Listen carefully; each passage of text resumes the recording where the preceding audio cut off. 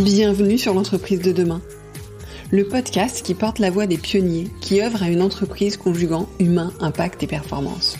Le podcast qui inspire les DRH, les dirigeants, les managers, qui leur donne envie et les clés pour agir. Je suis Delphine Zanelli, conférencière, formatrice et facilitatrice. Mon métier, faire de vos managers des leaders qui libèrent le potentiel de leurs équipes et stimulent la croissance de leur entreprise. Ce podcast n'est pas un mode d'emploi. Mon ambition, ici, est de poser les vrais sujets, ceux qui vous questionnent au quotidien, de les aborder avec des profils d'invités variés, d'apporter un regard nuancé et de proposer des clés d'action très concrètes. Libre à vous d'y piocher ce qui vous inspire et qui fait écho avec les problématiques que vous rencontrez dans le contexte de votre entreprise, pour faire de vos managers des leaders ou devenir le leader que vous voulez être.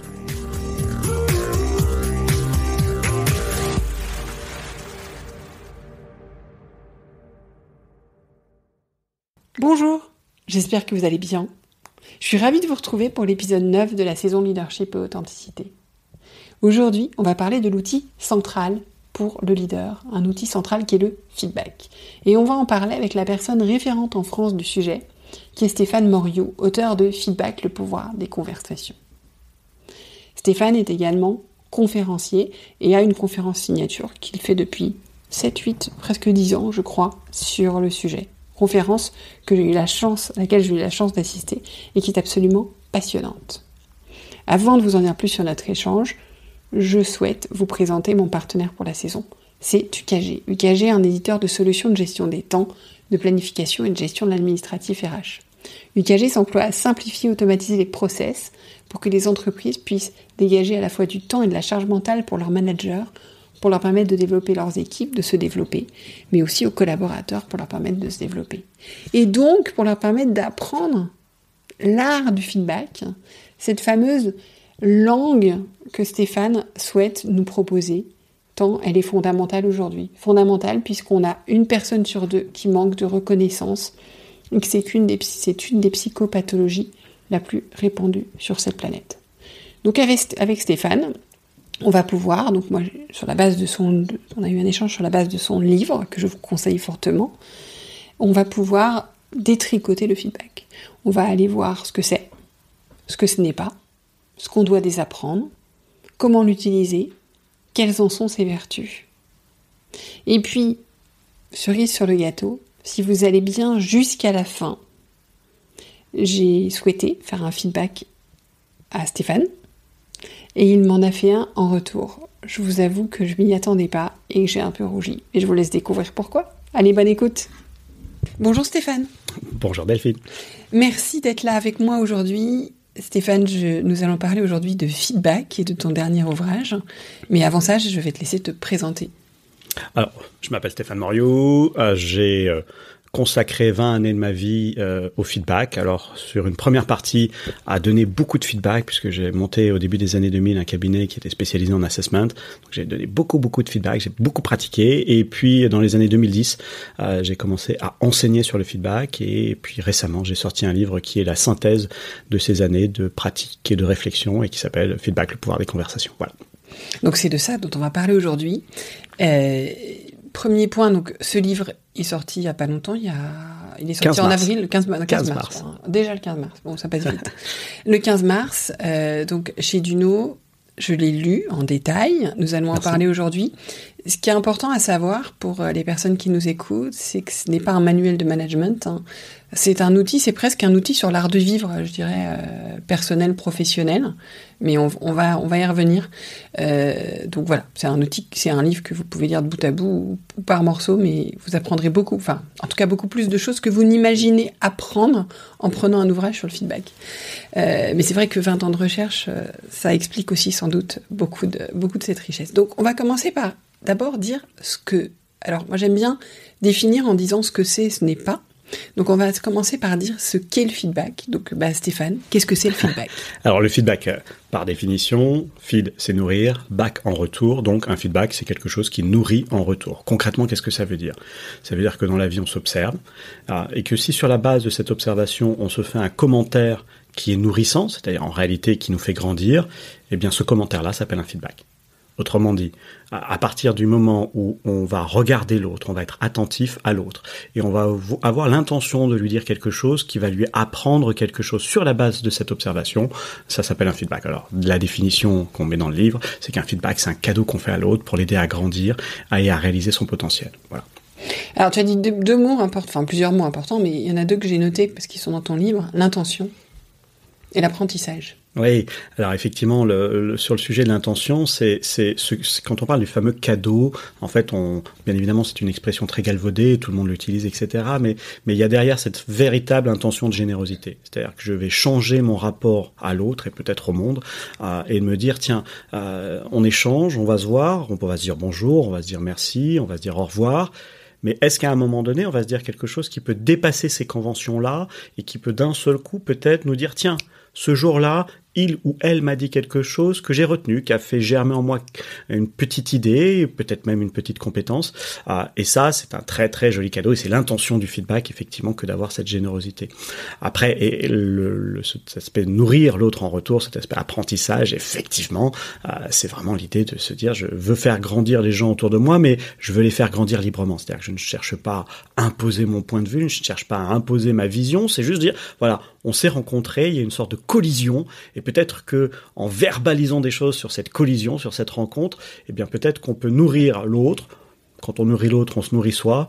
Et puis, ce qui est certain, c'est quand on le fait, on nourrit la relation. Exactement. Et par rapport à ce que tu dis, point important, j'ai vraiment moi noté ce mot d'intention parce que c'est vrai que souvent on va vite. D'ailleurs, tu le dis, tu parles de ce rapport au temps et tu dis que le feedback, il faut prendre le temps du feedback, c'est un investissement moyen long terme, parce que souvent on ne réfléchit pas à notre intention, et est-ce que parfois quand on fait un feedback, on n'a pas tendance à se débarrasser de quelque chose, ou de qu'on veut dire, et d'ailleurs à ce moment-là tu dis finalement allons plutôt sur l'ordre que sur le feedback. Exactement. Voilà, et alors il y a une autre thématique dans ce que c'est, que j'ai relevé, que tu as noté, donc optimisation de l'interaction des personnes, on vient de leur en parler avec leur environnement, mais le réservoir à estime de soi. Oui, alors ça c'est pour moi peut-être la plus mauvaise nouvelle de ce livre et les travaux qu'on a menés, parce que pour le moment avec mon équipe on a étudié 17 pays dans le monde, et la statistique qu'on a trouvée et qui est confirmée par tout un tas d'autres études, c'est qu'en moyenne, une personne sur deux déclare manquer de reconnaissance. Et si ce chiffre-là se confirme, ça signifie que le manque de reconnaissance est la psychopathologie la plus répandue au travers de la planète, parce qu'il n'existe pas de psychopatho dont la prévalence est d'une personne sur deux. C'est clairement pas la maladie la plus grave, mais ça en fait celle qui touche le plus de gens sur la planète, et donc ça devient un vrai sujet de santé publique. Alors bien évidemment, l'OMS a d'autres sujets bien plus importants à traiter, mais je suis assez convaincu qu'un jour on traitera celui-là aussi à l'échelle mondiale. Et la question devient, si les gens manquent de reconnaissance, alors là, le manque de reconnaissance, ça peut avoir des formes bénignes, mais ça peut avoir des formes ultimes. On voit des adolescents qui sont poussés au suicide, et d'autres personnes, bien évidemment. Et donc, si le feedback, c'est un petit outil accessible à tous, alors moi je parle d'une langue, feedback, qui devrait être apprise à l'école, c'est accessible à tous, et si ça permet de remplir les réservoirs à estime de soi, peut-être qu'on devrait être beaucoup plus attentif à en mettre dans notre vie. Mais pour pouvoir, effectivement, et en termes de contribution aussi, et d'ailleurs par rapport à ça, parce que c'est aussi un outil de connaissance de soi. Tu en parles, c'est important parce qu'on parle beaucoup dans le leadership sur lequel je travaille, de l'importance de se connaître. Et c'est vrai que très souvent, moi, j'explique aux personnes que j'accompagne que, personnellement, ça me met en détresse quand on me pose la question... qu'est-ce qu'il y a au fond de toi ? Je sais pas, en fait. Et donc, je trouve toujours beaucoup plus facile d'aller demander aux autres. Ce qu'ils voient, ce qu'ils ressentent, ce qu'ils perçoivent, comment est-ce qu'ils... Voilà. Donc au début, je trouvais ça, je me disais, oh là, c'est parce que t'as du mal à aller fouiller au fond. Mais en fait, j'ai retrouvé dans ton livre, ça a résonné sur beaucoup de choses, je me suis dit, mais non, en fait, finalement, ça a du sens d'aller chercher du feedback, ça a du sens qu'on nous donne du feedback pour pouvoir... Et tu parles de réduire le fossé entre notre identité et notre réputation pour révéler le meilleur en nous. C'est-à-dire réduire le fossé entre ce qu'on pense être et ce que les autres disent de nous.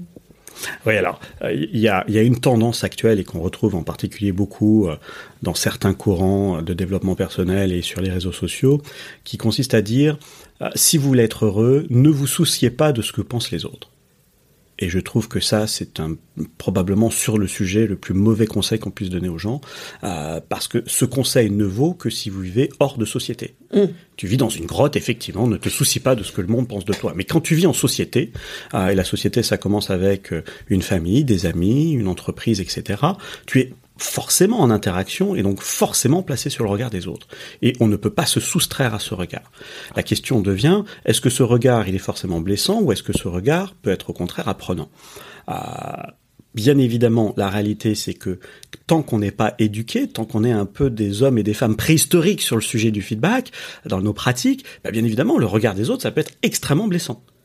Et on a tous, dans notre histoire, dans notre vécu, tout un tas de commentaires, donnés parfois par nos parents, donnés parfois par des gens qui nous aimaient, parfois donnés par des beaux-parents, par des amis, par un manager, etc., par un collaborateur, par un partenaire social. Bref, tout un tas de gens qui ont pu être très blessants. Et réciproquement, il faut prendre conscience que parfois nous avons été aussi nous-mêmes extrêmement blessants.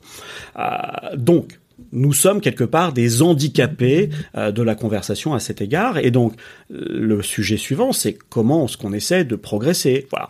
Et le travail qu'on a fait sur ce petit sujet du feedback, parce qu'il en existe plein d'autres, moi j'ai juste pris un tout petit sujet, puis par contre je l'ai beaucoup travaillé.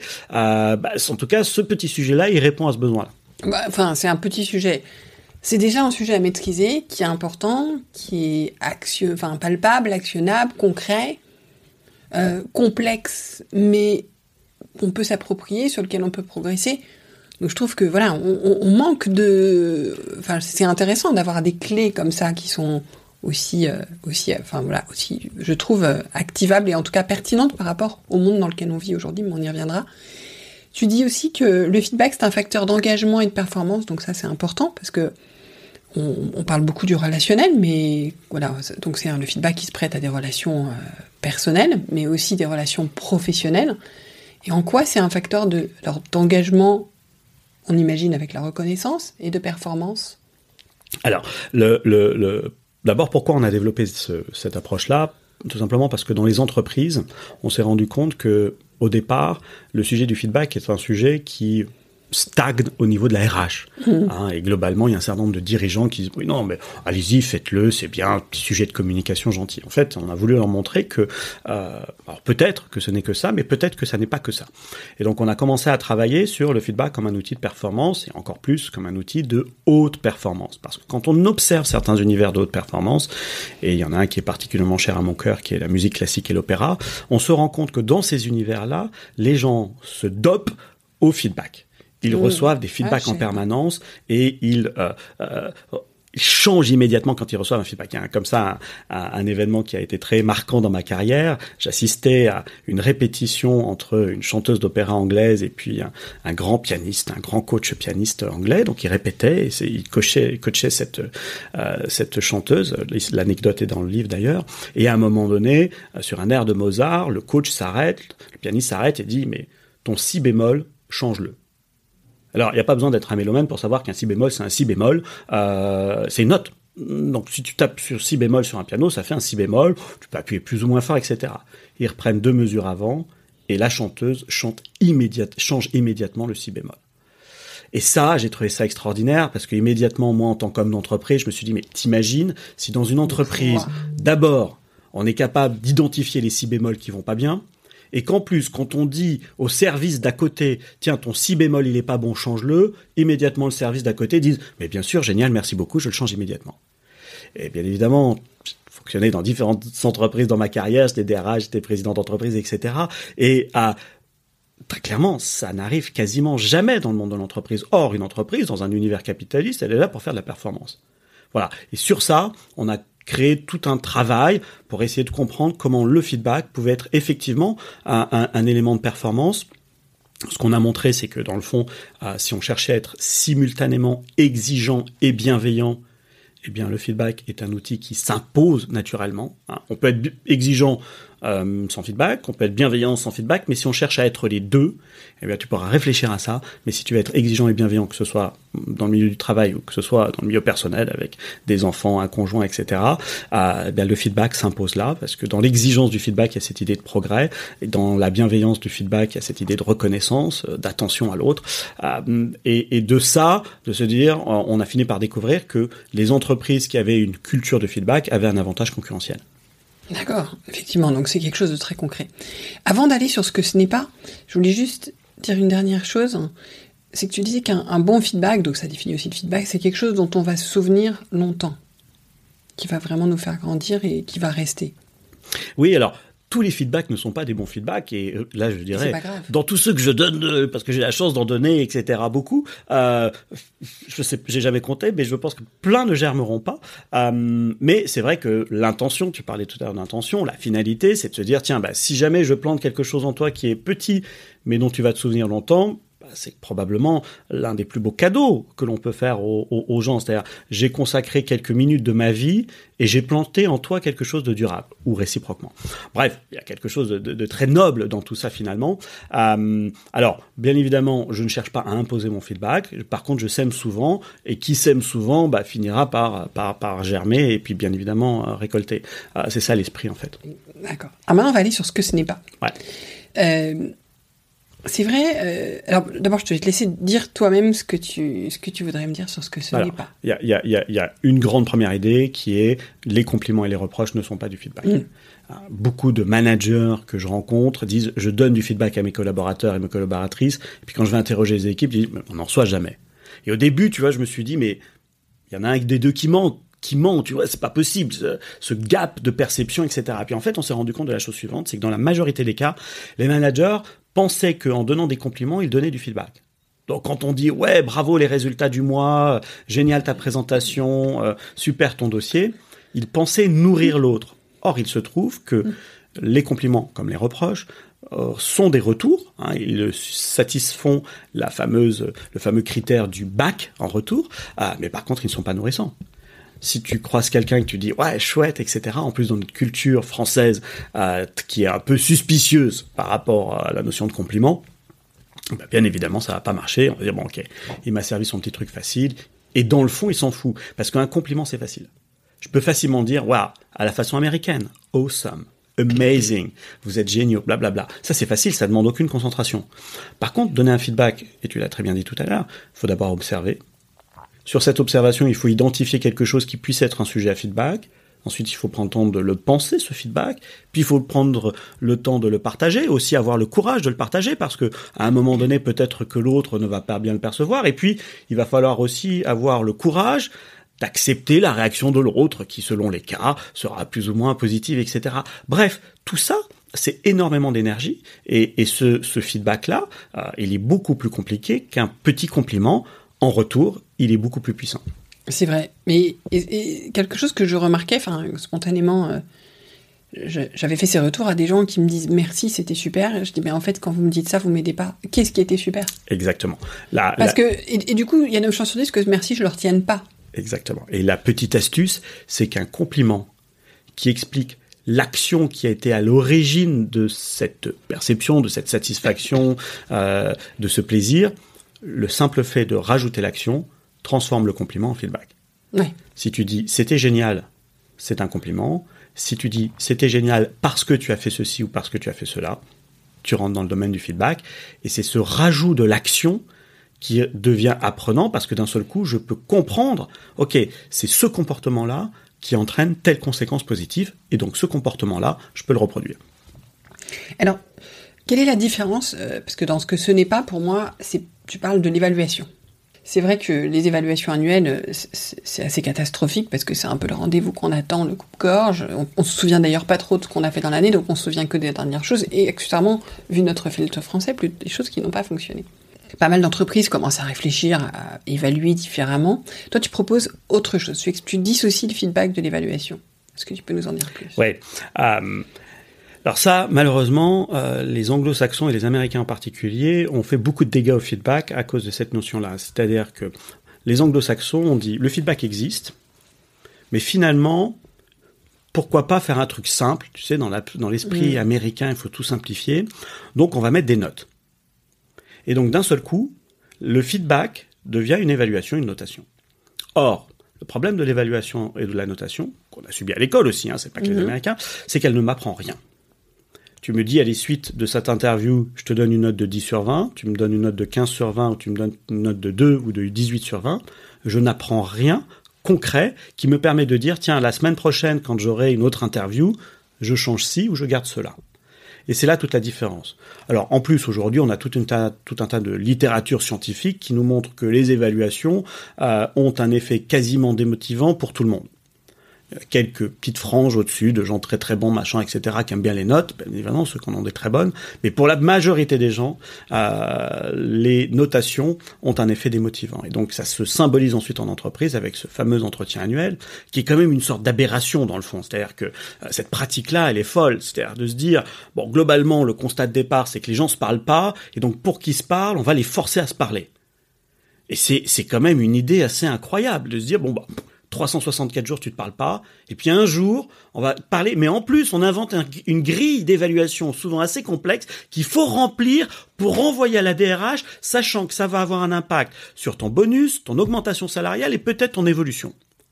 Comment veux-tu, dans ce contexte-là, avoir une discussion franche, sincère, réciproque, qui fasse grandir le manager et le collaborateur ou la collaboratrice? C'est absolument impossible. Alors, en même temps, j'ai été DRH, je sais que nous avons besoin pour répartir des enveloppes d'augmentation, pour répartir des enveloppes de bonus, pour faire des promotions, de la mobilité interne, etc. Nous avons effectivement besoin de noter les gens. On a développé ces fameuses matrices 9-box, etc., etc., 6-box parfois. Bon, bref, on a développé tout un tas d'arsenal qui nécessitent d'évaluer. Donc, je ne suis pas contre l'évaluation, et je pense que typiquement dans l'éducation nationale, elle est aussi nécessaire. On a besoin de notes de temps en temps. Mais on a besoin de notes de temps en temps, le reste du temps, on a besoin de feedback. Et donc, la philosophie que j'essaie de diffuser, c'est de se dire, parlez-vous 364 jours, alors avec du feedback et éventuellement avec d'autres choses, mais parlez-vous 364 jours pour que le jour de l'entretien annuel, qui est un passage obligatoire, votre discussion ne dure que 30 minutes, peut-être 45 minutes, parce que vous vous êtes déjà tout dit, vous n'avez plus besoin que de remplir un formulaire qui est nécessaire pour l'organisation et la politique ressources humaines, il n'y a pas de souci par rapport à ça, mais il n'y aura pas de surprise. Si on se parle tous les jours, on n'aura pas de surprise. Et c'est vrai, je trouve que c'est un moyen de documenter, en fait, cette... l'année pour arriver à l'évaluation. Alors moi-même, d'un point de vue très personnel, je me fais aussi des feedbacks. C'est-à-dire que j'essaye de faire un point en fin de semaine pour me dire, tiens, par rapport à telle et telle chose, de quoi je suis contente, qu'est-ce que j'ai avancé, comment, etc. Et j'essaie de le documenter pour... Parce que on parlait de réservoir estime de soi, il y a le fait aussi de documenter nos avancées. Et je trouve que dans la reconnaissance, c'est bien de l'attendre de l'autre, mais c'est bien aussi de la travailler pour soi-même. C'est-à-dire de se dire... soi-même, ok, t'as l'impression que cette semaine, t'as fait que des choses pas terribles, sauf qu'en fait, quand tu regardes finalement ça et ça, c'est pas si mal, et ça, tu peux progresser là-dessus. Mais de la même manière, je trouve que ce qui est intéressant, alors le feedback n'est pas forcément écrit ou autre, mais c'est vrai que quand on reçoit un feedback ou qu'on donne un feedback, le documenter, pour le mettre dans ce dossier d'évaluation, c'est aussi intéressant parce que voilà, il se passe tellement de choses dans une année, que pour se souvenir et se dire tiens, je avais fait tel feedback, je trouve que c'est aussi assez vertueux. Je ne sais pas si c'est quelque chose que tu recommanderais, mais... Alors, je pense qu'en réalité, j'explique ça dans le livre, ou dans mes conférences d'ailleurs, c'est qu'il existe plusieurs types de feedback. Il n'y a pas une seule catégorie de feedback. Typiquement, on va avoir un feedback oral, un feedback écrit, il y a des feedbacks formels, il y a des feedbacks informels, il y a des feedbacks sur des gros événements, des grosses réussites, et puis il y a des petits feedbacks sur des petites choses de la vie courante. Il se trouve que ces réflexions, ce travail permanent sur le feedback m'a amené à dire... Finalement, le sel de la vie, si on veut reprendre cette expression-là, sont quand même les petits feedbacks informels. Ils ont une saveur particulière. Maintenant, il y a tout un tas de situations dans lesquelles j'ai besoin de feedback plus formel. Je te donne un exemple perso et très récent et très concret. Je suis en train de travailler sur la suite de la conférence feedback avec le gilet de ma grand-mère, etc., qui est une conférence que je tourne maintenant depuis bientôt 10 ans. Et donc, dans le cadre de la sortie du livre, on sort une deuxième conférence. Donc, je passe du pull de ma grand-mère au kilt de mon grand-père. Voilà, et donc je l'ai donné pour la première fois hier soir. Donc je suis en vraie construction de cette conférence. Donc je suis sur scène avec le kilt de mon grand-père, j'explique l'histoire du clan écossais, etc. Bon bref, il y a toute une histoire, comme j'avais raconté une histoire avec le pull de ma grand-mère. Je suis en phase de construction, je suis en phase de naissance d'une nouvelle conférence. J'ai énormément de feedback que je vais formaliser.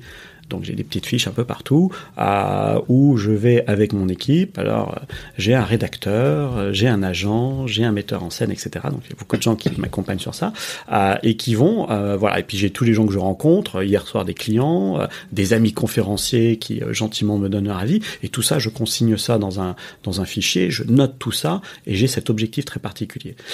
Ce qu'il faut retenir comme leçon derrière, c'est que si tu veux augmenter la portée des feedbacks que tu reçois, il faut que tu clarifies sur quoi tu veux recevoir du feedback. Oui. Et beaucoup de gens, en fait, sont un peu passifs sur la recherche de feedback. Et moi, très clairement, par rapport à cette nouvelle conférence, j'ai des thèmes actuels qui m'intéressent, que je sais que j'ai besoin de travailler, je vais chercher du feedback sur ça. Il y a plein d'autres sujets sur lesquels je n'ai pas envie d'avoir de feedback. Pas pour le moment. Alors, peut-être que dans 3 mois, dans 6 mois, peut-être que dans 2 ans, j'irai chercher du feedback sur ces choses-là. Mais pour le moment, je me focalise sur quelque chose. Donc la première règle, c'est de savoir sur quoi tu veux recevoir du feedback. Et la deuxième règle, c'est de t'entourer de gens qui savent te donner du feedback.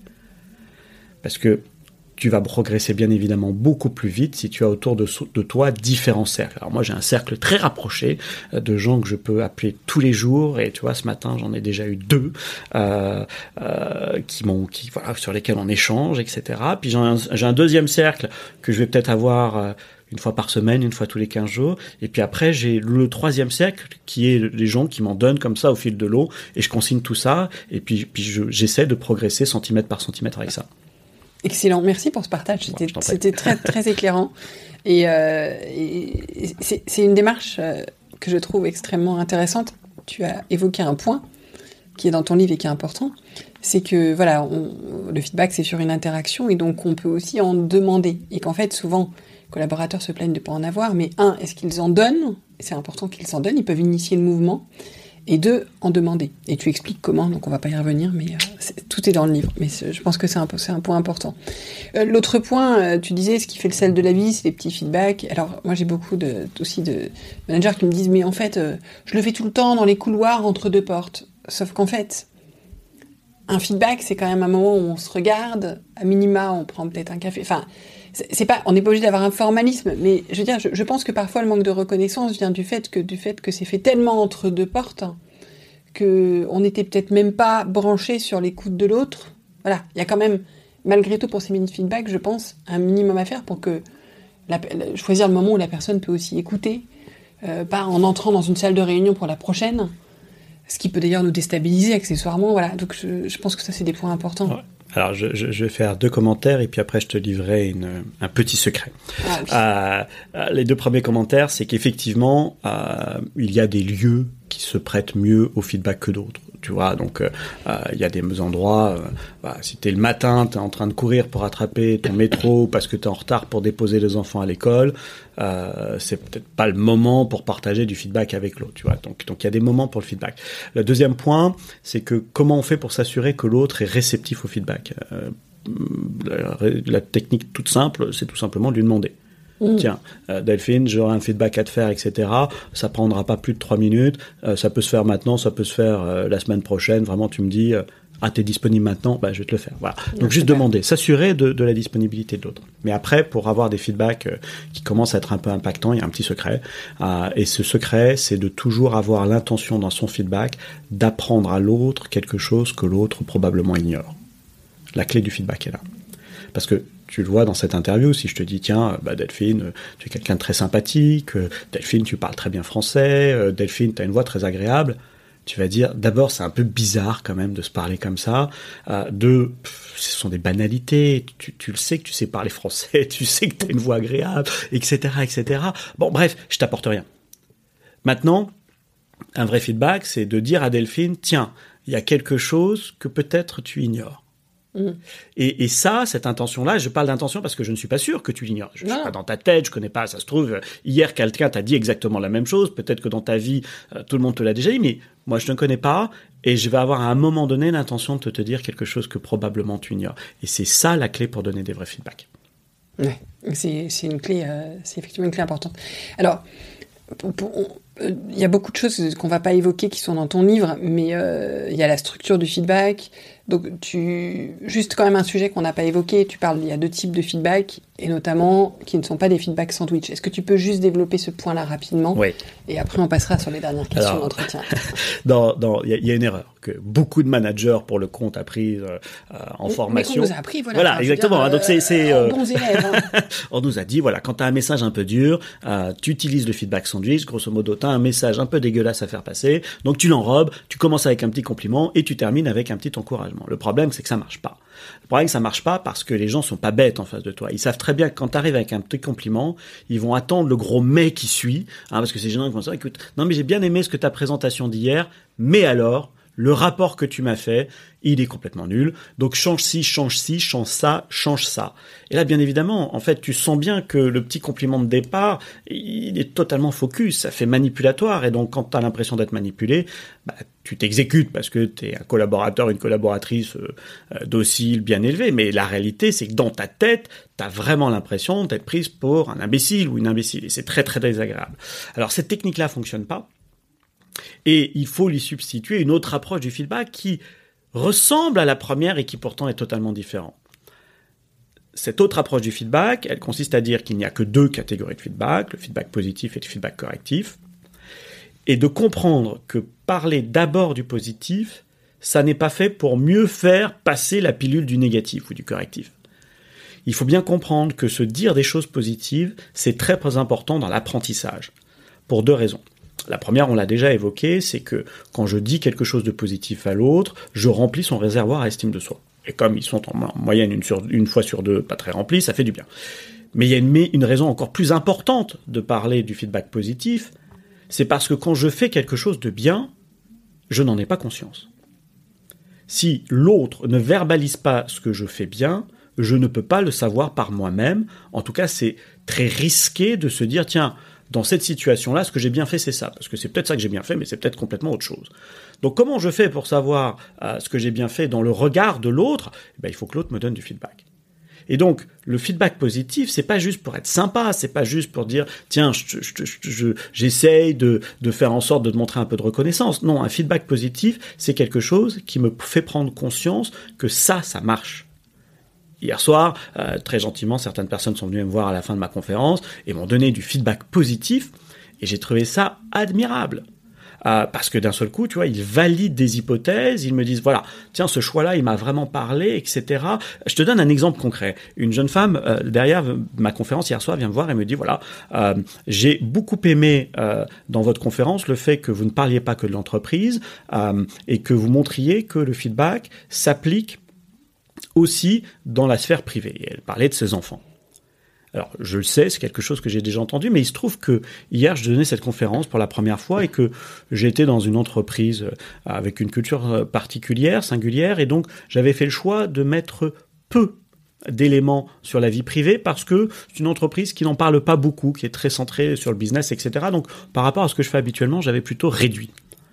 Le feedback positif que j'ai reçu hier soir, en fait, me dit 2 choses. Il me dit une chose positive et il me dit une chose corrective. La chose positive qu'il me dit, c'est finalement en mettre, même dans notre entreprise, dans notre culture, ça marche. Mais ce qu'elle me dit aussi, c'est que j'aurais pu en mettre un peu plus. Et donc, j'avais peut-être mis, tu vois, 5% d'exemples dans la vie privée hier dans ma conférence. Je sais que la prochaine que je pourrais faire, alors que ce n'était qu'un feedback positif, je pourrais peut-être aller jusqu'à 10%. Donc, il y a du positif et du correctif dans un seul feedback positif. Et ça, je trouve ça merveilleux. Ouais, c'est hyper intéressant. Tout à fait. Et ça permet aussi de se débrider, parce qu'on ne sait pas toujours, comme tu dis, on n'a pas conscience. Donc, pour tout ce qui était... Enfin, voilà, il y a tout un grand chapitre sur la partie plus technique, parce que c'est, comme tu dis, l'art... Alors, j'ai plus le truc, c'est l'art... sans technique, un art n'est rien. Donc, voilà, mais c'est très bien expliqué, donc je laisserai les auditeurs et auditrices le découvrir. Je voulais te poser 2 dernières questions. La première, tu parles de leadership par engagement. En fait, tu dis qu'il y a 2 formes de leadership. Il y a un leadership par autoritarisme et par engagement. Ce que j'apprécie beaucoup, c'est que tu dis que les deux se conjuguent. J'apprécie beaucoup parce que j'aime pas trop, moi, qu'on m'enferme dans des modèles et j'aime bien qu'on me laisse, je trouve que, voilà, chaque entreprise, chaque humain, on est tous tellement différents qu'il faut pouvoir doser. Par contre, tu donnes deux clés intéressantes. Donc, le leadership par autoritarisme, je pense qu'on comprend assez facilement ce que c'est. Qu'est-ce que c'est que le leadership par engagement ? Alors, le leadership par engagement, c'est l'opposé du leadership par soumission, en ce sens que le postulat du leadership par soumission, c'est la peur. Je vais faire peur à l'autre et l'autre va exécuter parce qu'il a peur, là où le leadership par engagement va fonctionner avec la confiance. Et ça change tout. À partir de là, tu vas construire d'autres choses. À partir du moment où tu poses la confiance comme chose première, eh bien, tu vas dire derrière, je vais faire du team building. Je vais communiquer, je vais accepter de ne pas tout savoir. À partir du moment où il y a la confiance, je n'ai pas besoin de montrer les attributs du pouvoir. J'ai pas besoin d'avoir un grand bureau avec des fenêtres en angle, une place de parking réservée près de l'ascenseur. Tu vois, tous ces symboles de l'autorité par soumission, j'ai plus besoin, puisque on est dans un rapport de confiance. Et tout ce que je montre, c'est que il y a bien évidemment les dérives de l'autorité qui devient de l'autoritarisme, comme tu le dis. Donc, il y a une dérive de l'autorité par soumission. Mais ce que je montre aussi aujourd'hui, c'est que on a un risque de dérive de l'autorité par engagement. Et que on ne peut pas manager, aucun manager sérieux ne peut manager une équipe uniquement par de la bienveillance, de la sympathie, de la confiance, de la gentillesse, etc. Ça, c'est un mythe qui n'existe pas dans la réalité. Il n'y a que des gens qui n'ont pas managé qui peuvent dire ça. Les gens qui sont sur le terrain, les gens qui sont confrontés à la nature humaine, savent que le mélange est beaucoup plus compliqué. Et donc, la thèse centrale que l'on défend, c'est qu'il y a deux formes d'autorité inventées par Homo sapiens. Une qui existe depuis 300 000 ans, qui s'appelle l'autorité par soumission. Elle existe depuis 300 000 ans, ça veut dire qu'elle fonctionne. Darwin nous dit ça fonctionne, ça aurait été éliminé autrement. C'est le meilleur moyen d'obtenir des résultats court terme. C'est pour ça que dans cette première phase de l'histoire de l'humanité, ça a été le modèle d'autorité privilégié. Maintenant, aujourd'hui, dans un certain nombre de pays dans le monde, on n'a plus trop de soucis court terme, on mange à notre faim, on n'est pas menacé tous les matins, etc. Je dis bien dans certains pays, parce que dans d'autres, ça n'est pas le cas. Quand on n'a plus que des besoins court terme à assouvir, et donc on a maintenant des besoins moyen long terme, on a besoin d'une autre forme d'autorité. Et cette forme d'autorité, elle s'appelle l'autorité par engagement. Il ne s'agit pas de remplacer l'une par l'autre, il s'agit de bien les équilibrer. Et je pense que dans l'éducation, par exemple, je ne sais pas si tu as suivi ce débat d'il y a quelques semaines sur Caroline Goldman, qui s'est fait attaquer de toutes parts parce qu'elle a osé dire que de temps en temps, repunir un enfant pouvait être une bonne idée. Mais toutes celles et ceux qui ont des enfants et qui savent très bien qu'à un moment donné, on est aussi matricé pour avoir certaines limites. Alors, ça ne veut pas dire cautionner des actes de barbarie ou des choses horribles, mais il y a un moment donné, on vit en société, il doit y avoir des règles, c'est le principe même d'une société, et donc ça veut dire que ça pose le point des limites. À partir du moment où il y a des limites, il y a des moments où on va avoir tendance à dépasser ces limites. Voilà, on ne peut pas imaginer une société dans laquelle il n'y aurait pas de limitation de vitesse. Ça n'existe pas. On a besoin de limitation de vitesse. Et pourtant, tout le monde sait, tout le monde comprend, tout le monde est intelligent que plus tu vas vite, plus tu risques ta vie et celle des autres. Donc ça n'est pas une question d'intelligence. Nous avons besoin de limites. C'est pour ça que je dis qu'en entreprise, nous avons besoin aussi d'une autorité par soumission. Mais par contre, il faut encadrer les dérives de l'autorité par soumission et il faut mettre beaucoup, beaucoup plus d'engagement. Et en ce sens-là, je soutiens complètement les approches qui favorisent tout ça. Mais c'est intéressant parce que j'avais interviewé Pierre-Yves Antras, qui dirige Savoie Habitat, qui en est au stade de l'entreprise spirituelle. Donc il a beaucoup travaillé sur ces sujets.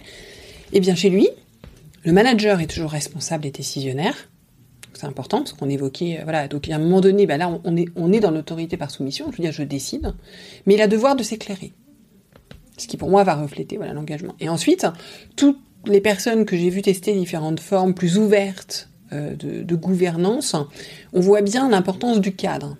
Et moi, je fais souvent le parallèle avec mes adolescents, c'est que, en fait, comme je leur explique, il n'y a aucune liberté sans cadre, et plus vous voulez de la liberté, plus le cadre est strict.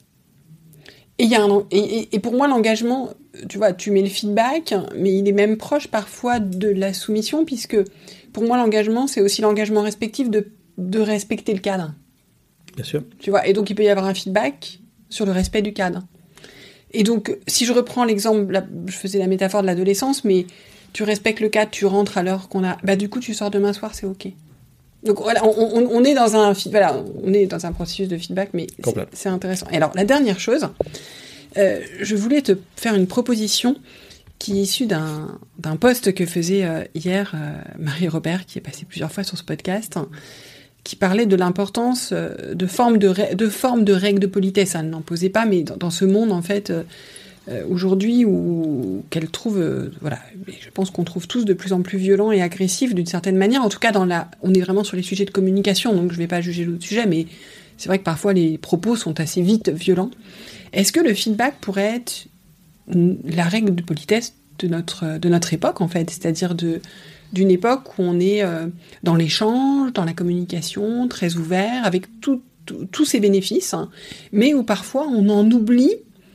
Moi, j'ai déjà reçu des messages téléphoniques de personnes que je connais pas professionnellement qui me disent « Salut mon pote, salut ma pote », enfin, ou je sais plus, des trucs comme ça. Et sur le moment, je me dis « Mais... » voilà. C'est une question, c'est une suggestion. Ouais, alors, écoute, ma réaction spontanée, c'est de dire tu as très gentiment mis en valeur beaucoup de choses que j'ai écrites dans le livre. En retour, je te remercie vraiment de ce cadeau-là parce que je trouve que c'est une très jolie piste que je n'avais jamais vue comme ça. Je trouve ça très poétique et très juste d'imaginer que le feedback puisse être une règle de politesse. Je trouve ça vraiment magnifique. Je partage ce constat sur la violence que l'on voit dans tous les endroits où les autorités s'expriment. Ce que je démontre en fait dans le livre, ce que je commence à démontrer, parce que je vais écrire un prochain livre sur la révolution des autorités, mais ce que je démontre là, c'est que effectivement, on est dans une crise de l'autorité. Il y a une crise de l'autorité. Et elle se révèle partout. Il y a une crise de l'autorité religieuse, il y a une crise de l'autorité politique, il y a une crise de l'autorité parentale, il y a une crise de l'autorité éducative, scolaire, et il y a une crise de l'autorité managériale. On est dans ce truc-là. Et quand on est dans des périodes de crise, on est face à des phénomènes de violence, d'incompréhension, de peur, etc. Mais il y a aujourd'hui beaucoup de violence. Il suffit d'ouvrir la télé pour regarder des débats à l'Assemblée nationale, par exemple, et de voir un niveau de violence et de non-dialogue qui est juste sidérant. Et ce qui est frappant, c'est qu'on peut dire quand même que ces gens-là ont été élus, d'une certaine manière ont une forme d'intelligence, et de se dire, mais à aucun moment, la chose ne semble se réguler. Donc il faut réinventer autour de ça quelque chose qui remette un peu de bon sens dans tout ça. C'est une des raisons pour laquelle j'ai envoyé un exemplaire de mon livre à tous les ministres du gouvernement. Et de façon assez rigolote, la grande majorité m'ont répondu, et certains en écrivant des mots personnels. Donc j'ai été très très touché. Pour la petite histoire, j'ai fait la même chose en envoyant ça à tous les patrons du CAC 40. Pour le moment, il y en a un seul qui m'a répondu. Donc tu vois, on critique beaucoup les politiques, mais en tout cas, voilà, très très intéressant de voir les réactions. Et j'ai eu quelques ministres, ministre de la Culture par exemple, ou ministre de l'Enseignement supérieur, qui m'ont répondu en ayant montré qu'elles avaient lu le livre. Alors je ne sais pas si c'est un hasard, mais ce sont, comme de façon étrange, 2 femmes. Donc voilà, j'ai été très touché par ça, vraiment très touché. Il y a beaucoup à faire dans ces univers-là. Et en fait, ce que j'ai essayé de démontrer dans tous ces travaux, c'est que le feedback, c'est une langue étrangère pour beaucoup d'entre nous, et qu'elle doit être dans l'entreprise. Entre nous, c'est l'endroit où elle se diffuse le plus. Très clairement, oui. Il y a du feedback dans les entreprises, et qu'il y a tout un tas d'autres univers de la société, l'école, les partis politiques, les syndicats, etc., où il y aurait une grande nécessité et un grand bénéfice à mettre beaucoup plus de feedback. Merci beaucoup Stéphane. Merci Delphine. Je voulais te faire un feedback. Je t'en prie. Alors j'ai essayé de préparer juste avec la fin. Je voulais te dire, parce qu'on en a parlé ça en off, mais je voulais te dire que je suis arrivée avec le souhait, avec cette interview, de donner envie à celles et ceux qui nous écoutent d'apprendre cette langue, d'en mesurer, d'apporter, moi-même de me perfectionner, enfin de l'apprendre aussi, parce que j'ai beaucoup de choses à apprendre sur le sujet. Et puis, comme tu le dis à la fin du livre, de ne pas chercher qui est la bonne personne à qui donner du feedback, mais de devenir la bonne personne. J'ai beaucoup aimé cette phrase. Pourquoi j'avais envie de ça ? Parce que l'entreprise de demain, pour moi, c'est celle qu'on bâtira ensemble, et je sais que celles et ceux qui nous écoutent en sont des bâtisseurs. C'est des personnes qui sont particulièrement engagées, en tout cas engagées dans le fait d'avoir envie de faire bouger les choses. Et alors, le feedback, c'est que pour finir ce feedback, c'est que tu m'as appris beaucoup plus que cela aujourd'hui, et surtout, j'ai eu l'impression, en fait, que cette interview a été un énorme feedback. C'est-à-dire que je pense que c'est peut-être possible ou pas pour ceux qui nous écoutaient, mais je pense que tu portes la posture du feedback en toi, avec à la fois cette douceur, cette exigence, parce que quand on t'a lu, on a compris que tu étais quelqu'un qui allait au bout des sujets et qui laissait pas les choses sur le chemin. Donc je voulais te remercier pour ça. Merci beaucoup Delphine. Alors je vais t'en redonner un en retour spontané. Il y a une grande qualité dans la discussion qu'on a eue là, me semble-t-il, c'est que tu combines deux compétences, deux talents qui ne se combinent pas nécessairement. D'un côté, de l'ouverture, de la curiosité, et de l'autre côté, des convictions. Les gens ont souvent soit l'un, soit l'autre. Beaucoup de curiosité, mais peut-être pas forcément toujours une attitude à apporter en retour. Et tu m'as apporté plein d'idées dans cet échange-là, que je vais continuer à réfléchir aujourd'hui et puis dans les jours qui suivent, je te le promets. Et puis en même temps, donc il y a cette ouverture et derrière il y a une réflexion personnelle, il y a des choses que tu mets en perspective. C'est un joli talent à cultiver, me semble-t-il, d'avoir cette dualité. J'en parle dans le livre. Les choses sont pas unidimensionnelles, elles sont toujours bidimensionnelles. Et c'est un grand plaisir que de pouvoir échanger avec toi sur ces approches-là. Merci beaucoup. Je rougis là. Bon allez, mais c'est sincère, c'est très frappant.